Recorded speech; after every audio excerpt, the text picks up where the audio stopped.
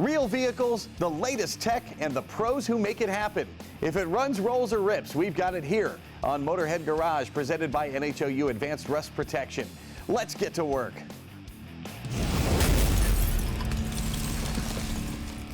Motorheads, if you are painting maybe a vehicle, detail on a vehicle, a helmet, down to the smallest little artwork, you're going to be using an airbrush. Well, I looked at Spray Gunner's website and it says airbrushing starts here, so I'm not going to do any more introduction. Dan, tell me what Spray Gunner does. Yeah, so Spray Gunner, as you mentioned, airbrushing starts here, but we have a whole variety of different products as well. We can do clear coats, primers, base coats, custom paints. I have tapes, flakes, sandpapers, stencils, pinstripe brushes, and paints. And so you're talking everybody from the pro level down to the hobbyist, you've got them covered. Correct. Hobbyists and professionals, we probably have something for you. And today I have many high-end products as well, like Iwata and Segola spray guns, but these are what I would like to feature today. And this is your house brand here. Correct. Which I love, it's called No Name Brand. Yes, instead of trying to come up with a name and some stuff like that, you know, sometimes that's hard to do, we decided to go with the No Name Brand, which is our house brand. I'd love to have been in that meeting, that would have been great. We definitely like to have a lot of fun. We're a family business, as I mentioned, and No Name focuses on affordability, but still quality. Like many budget brands out there, it's typically one and done. You buy something and that's it. But our product focuses on customer service after the sale. We have a great warranty. I also have parts, and I can also service and repair things if needed. So we definitely stand behind our product. Very cool. And now let's start with the professional stuff that you have. If someone's painting for a living, what are they going to get from Spray Gunner? If you're painting for a living, I have these Z guns here is what we call them. They're well built, a solid gun here. Like I mentioned, parts available. There's plenty of accessories for them as well, like needle and nozzle kits.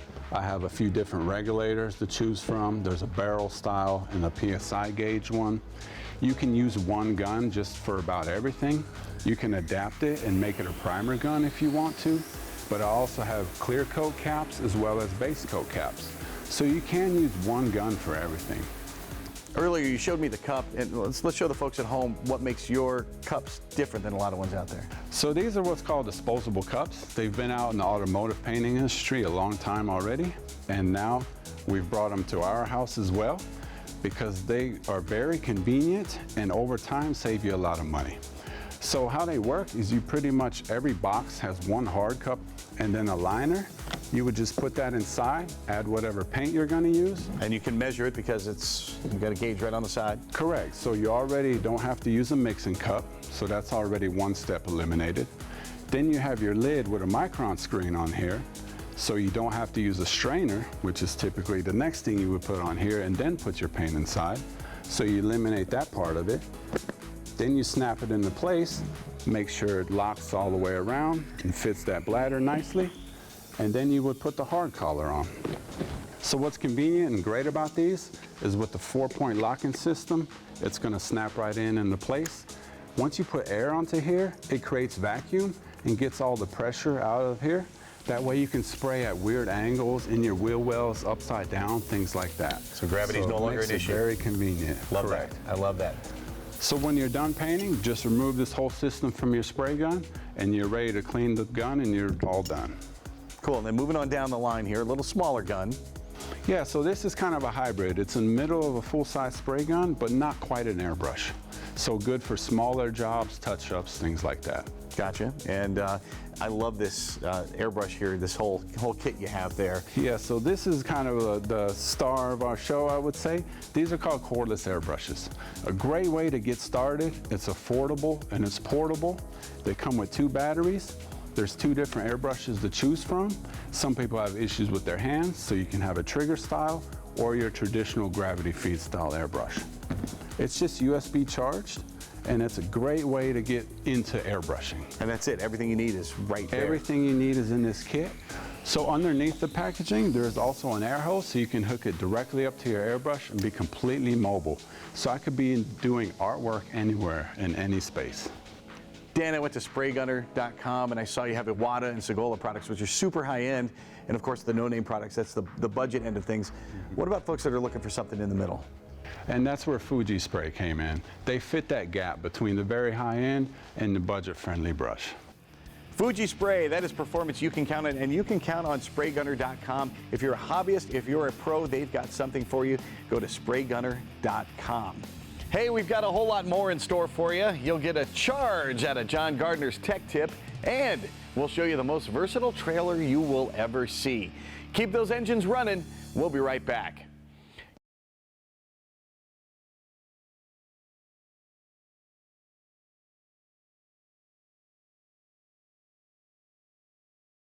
Motorhead Garage, presented by NHOU Advanced Rust Protection, brought to you by AMSOIL, the first in synthetics.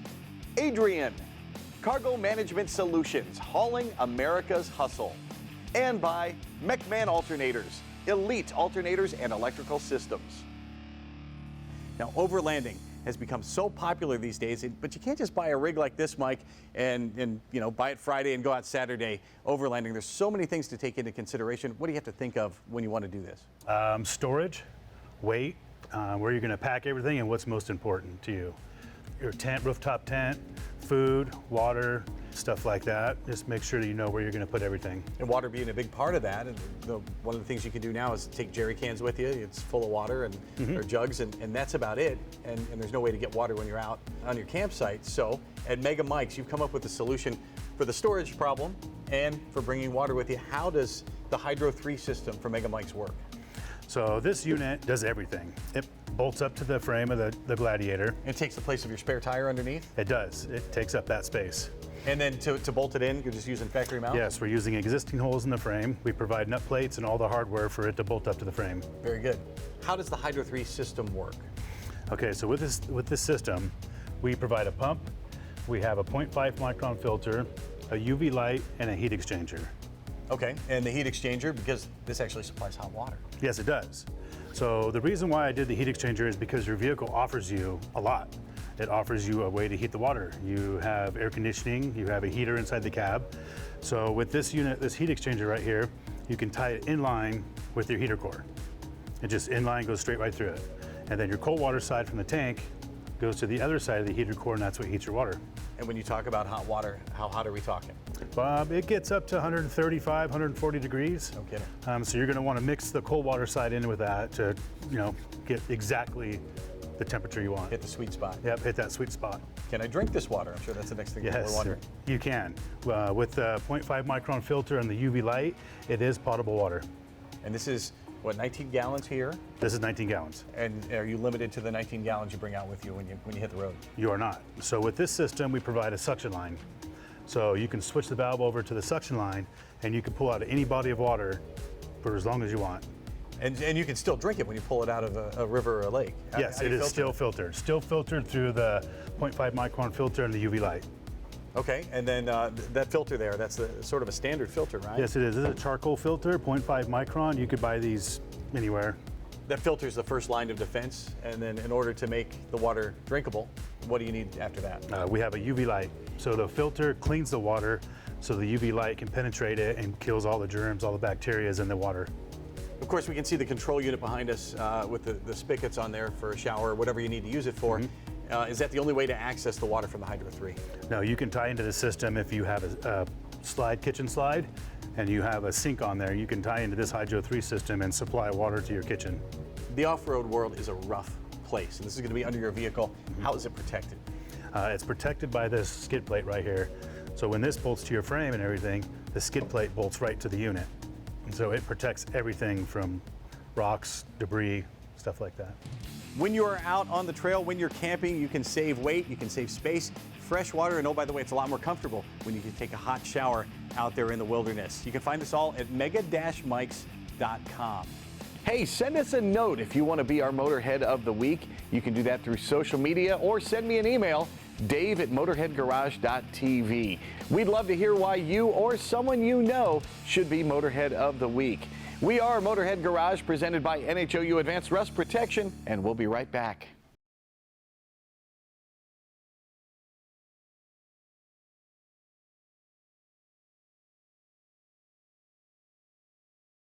From our Mouse Blocker studio, this is Motorhead Garage presented by NHOU Advanced Rust Protection.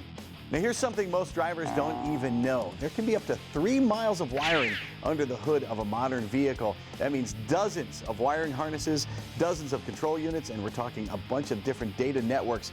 Just think how expensive it can get if a mouse starts chewing on one of those wires. Even a small wiring repair can take half a day. And with today's labor rates of $150 an hour, well, you could be looking at thousands of dollars in repairs, all because of one little mouse. And all because you did not get Mouse Blocker. Mouse Blocker keeps mice out of your space and out of your vehicle. We use Mouse Blocker here in our Mouse Blocker studio, and it works. Let it work for you. Go to mouseblocker.com.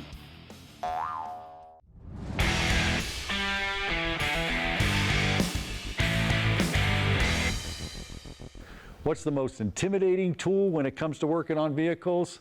Yeah, you guessed it, the DVOM, Digital Volt Ohm Meter. Welcome to this AMSOIL Tech Tip. Yeah, we're talking about the DVOM, and specifically volts, ohms, and amps. And I can make it real simple. We're dealing with DC volts right here. We're going to deal with the mega sign, which is resistance, and the last one is amperage. How do we do it? Well, parallel connections is voltage. We can go across the device. If we're doing ohms, we don't want any power supply on the device. We just want to measure the ohmic value of the device. And then over here, we're going to go in series. We're going to let the amps run through the meter and read amps. I can show you all 3 of them in action here. The first one I'm going to measure is going to be volts. Now I got 2 choices. I'm going to set the meter up just where I showed you to the volts. I can go just across the battery there. That's a voltage reading, looking at about 11 volts or so. And then I can measure at a point. That's voltage at a point right there. So I can see if voltage is traveling through the circuit. Pressure, electromotive force. Then we're going to switch over to ohms of resistance. I said there doesn't need to be a power supply, so I have a component right in my hand. And what I'm going to do is I'm just going to measure the ohms in that component. It's a wire of windings. It has a spec, 11.8.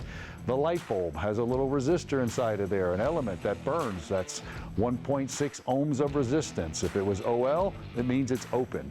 Then you want to shunt the meter. You move it over to amps so that you can run through the meter, and now the meter is protected.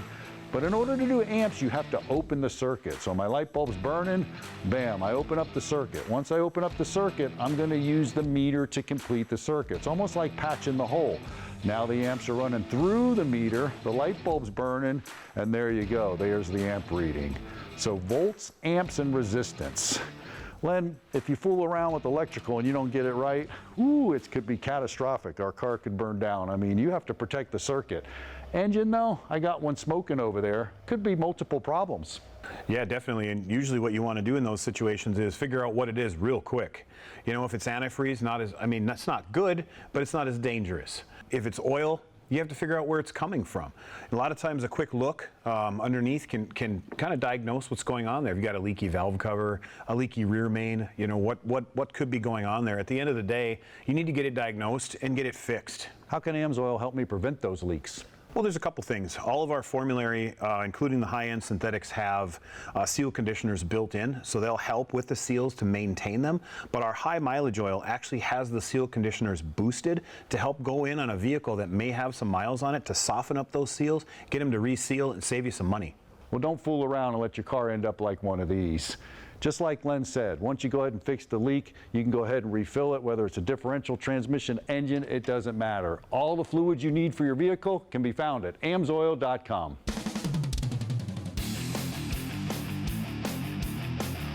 A few weeks ago, we honored the folks who put the High Performance Expo together. Well, this time we're going to talk about the companies that actually make the show go. This week's EPARTRADE Motorheads of the Week are the incredible vendors and exhibitors of HPX in Charlotte. They're the innovators, manufacturers, fabricators, and problem solvers that bring the best ideas straight to the industry. From race shops to retailers, builders to engineers, this is where the business of horsepower comes alive. So this week, we tip the helmet to the vendors who fuel the performance world.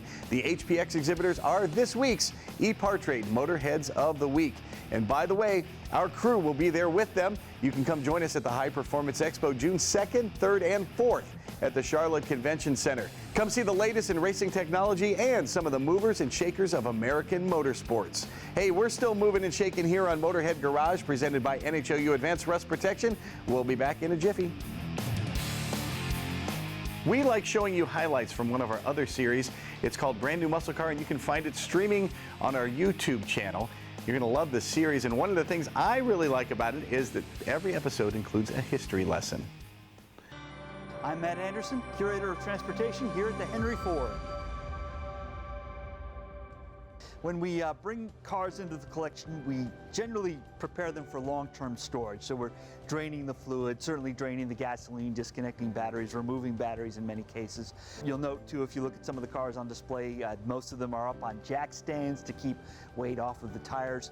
Some museums drive many, if not all, of the vehicles in their collection. We don't do that simply because to keep the vehicles operating would require us to drive them on a regular basis, and we simply don't have the time or the resources to be driving every car in the collection a couple of times a month. Not that it would be a bad job, mind you, but for us that's a lot of the work involved in preserving them, and really half the battle is just keeping them inside in a basically steady climate in terms of temperature and humidity, which we try to do in the museum here. The Henry Ford acquired Mustang Serial 1 in 1966. It's almost impossible to believe, but the car was actually sold to an airline pilot in Canada who owned it for a couple of years. And it was just another car there at first, but rather quickly Ford realized how popular the Mustang was, how important this car was in terms of the company's own history. So they spent a couple of years tracking down the pilot and then trying to convince him to give it back to them. And they eventually worked out a trade. The pilot got the millionth Mustang in exchange for serial number 1, and then Ford kindly gifted serial number 1 to us. So it has been here since 1966, almost its whole life.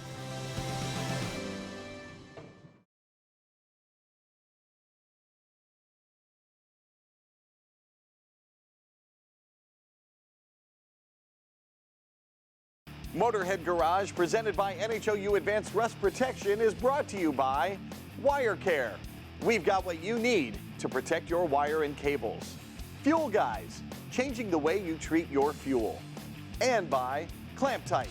Clamp anything, any size, any shape, anywhere. This trailer from Jumping Jack Trailers doesn't need a long introduction. You look at their website and it says one trailer does it all. And Robbie, what can I do with a trailer from Jumping Jack? You can haul your ATVs, side-by-sides, camping gear, have a comfortable camp when you're there, or use it as a high-wall utility trailer. So it's really a 3-in-1, and of course starting the bare basics. You got a utility trailer if you needed to use it for that. How does it set up as a utility trailer? The whole tent package will slide out of your trailer. You'll take the sides and they'll lock in a vertical position, which gives you a huge high-wall utility trailer to haul firewood, take anything to the dump, move brush, haul furniture, whatever you need.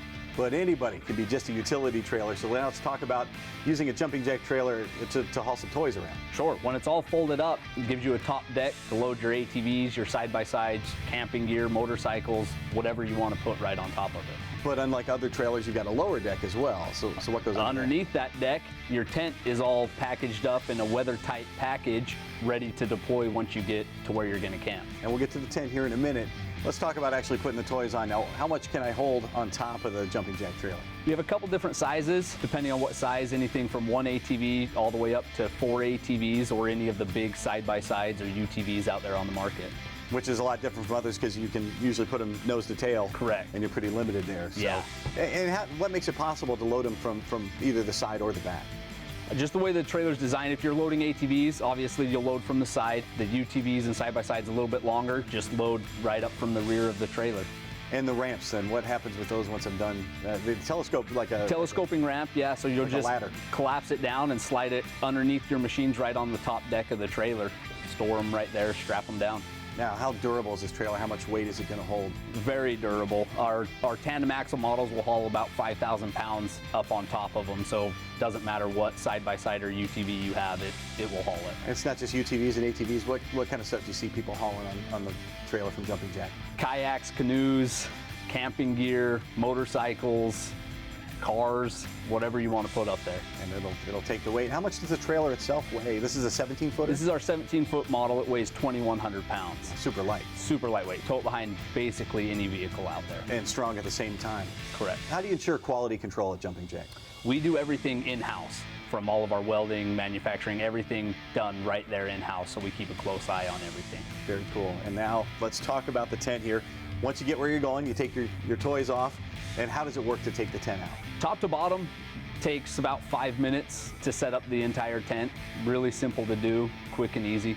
No parts, pieces, no poles or anything like that to assemble. It's all right there ready to go. And what kind of accessories then can I get with the tent once I get it set up? There's a whole list of accessories kind of depending on how you're going to use the trailer. Anything from sink setups to wider beds, propane carriers, awnings, storage hutches, a whole list of them. The tent, how weatherproof is this? How durable is it? It's an awesome tent. It's all made of 13-ounce marine canvas. It's all been treated with what's called a sun forger treatment, so you're gonna stay dry, retains heat very well, and it's very durable. It's some of the little details I've noticed, starting with the cargo trailer. You have the rail all the way around, so you can use the ramps on any side there, and the way the ramps telescope, that's a nice one too. And then you've thought of some stuff here, like with the kitchen here on the tent. Yeah. Yeah, what are some of the details there that make that? All of our accessories are really cool. They either have a spot to store inside of the tent as you're traveling, or there's a spot for them to strap on the outside. So different things, the water rack will store on the side, cooler rack up on the front. Once you get to camp, they've got different spots where they can attach on the trailer to serve different functions. Everything's kind of multi-function on it. And you've even thought of a place, for the tubs, standard tub you'd see in your typical store, and you can use it as drawers. Yeah. So you guys thought of every detail. I know there's a lot of folks that might have a smaller vehicle, maybe a Jeep or something like that. How towable is one of the jumping jack trailers with one of those? Extremely towable. Our smallest model weighs just over 950 pounds. The largest one we're on here only weighs 2,100 pounds. So really any small vehicle, small SUVs, Jeeps, anything like that can tow them around. And when I say you've thought of everything, you guys have thought of everything, right down to the axles. How do those make it easier to tow behind your car? All of our trailers are built around a torsion axle, which gives you high ground clearance and independent suspension. So whether you're high speed on a highway or off-road, they do excellent. No matter what you're doing in the great outdoors, Jumping Jack Trailers is a must-stop. Go to jumpingjacktrailers.com. This is unbelievable. You're going to love it too. If you or your company has a product you need to show off to the world, Motorhead Garage, presented by NHOU Advanced Rust Protection, is the place to do it. Send me a note, dave@motorheadgarage.tv, and you could be standing right here in our studio. Well, I'll be right here in 7 days, and we hope you join us then. Until then, have a great week. Drive safely.